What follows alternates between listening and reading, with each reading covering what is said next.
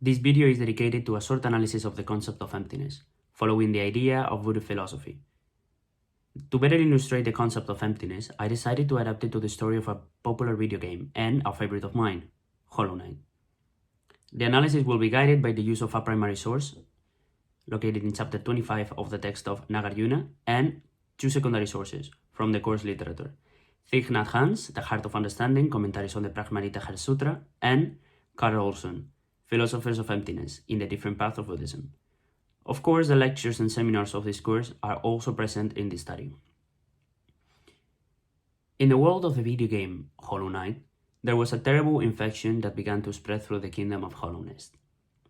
The Radiants, an ancient god, had cursed the kingdom for their sin of forgetting her in favor of their king and founder, the Pale King.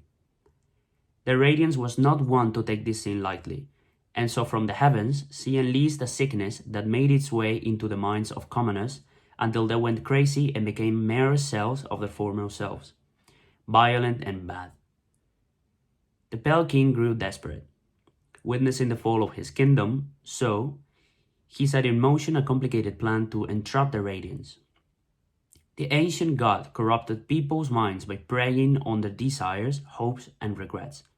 So the Pale King created an empty cell of his own kin to entrap the Radiants forever.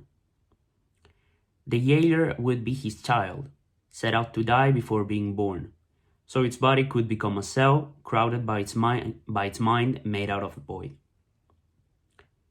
The Pale King trained this creature, and when it matured, he chained and trapped the Radiants within it.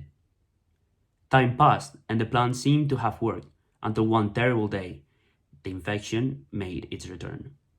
The Radiants had somehow managed to find a crack in the child's perfect armor of emptiness. The vindictive god found one single dream in the creature's mind, and that was enough to corrupt it. The dream was a memory, the warmth of its father's love. In the end, the tiniest memory of a family bond destroyed the Pale King's plan, and with it, its kingdom. The question that this story now presents us with is, why did the Pale King fail? Well, the Pale King's greatest mistake was confusing emptiness with nihilism and absence. He, in a way, based his perception of existence on the Four Noble Truths discovered by Buddha.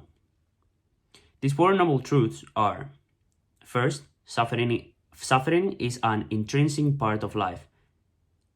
Second, suffering is caused by craving. Third, it is possible to end suffering.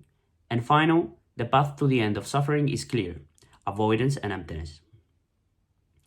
By identifying the self with set ideas, the Pale King reached the conclusion that he could isolate the self by recognizing the suffering, which is the infection caused by the Radiants, and purposing emptiness to create a solution to suffering, molding his child out of void. His faulty plan followed directly the fourth truth: the path to the end of suffering is clear. However, he completely forgot to worry about the second truth: suffering is caused by craving. In the end, the craving of his child, made out of void, was what destroyed the kingdom. The emptiness that was mistaken as true emptiness by the Pale King in this scenario was the void that awaited in the depths of hollowness. The void in the world of this tale is an entity connected to everything else that comes into existence as a manifestation of all and nothing. This void interacts with its surroundings, it consumes, alters elements, and creates new substances, such as a void-based child. The void forms part of everything else. It is empty of a separate, independent existence. Thus, the void is full of everything, as Thich Nhat Hanh reflects in his book when exploring the concept of emptiness in his analysis of emptiness following Buddhist philosophy. The emptiness of Buddha is not an emptiness that the Pale King could have purposed. Nayar Nunas Miladmach Yamakakarika, and forgive me for this spelling, references the base of this mistake in section 7 of chapter 16 of his text, which J.L. Garfield analyzes in his book, The Fundamental Wisdom of the Middle Way. The passage says the following: we say that this understanding of yours, of emptiness and the purpose of emptiness, and of significance of emptiness, is incorrect. As a consequence, you are harmed by it.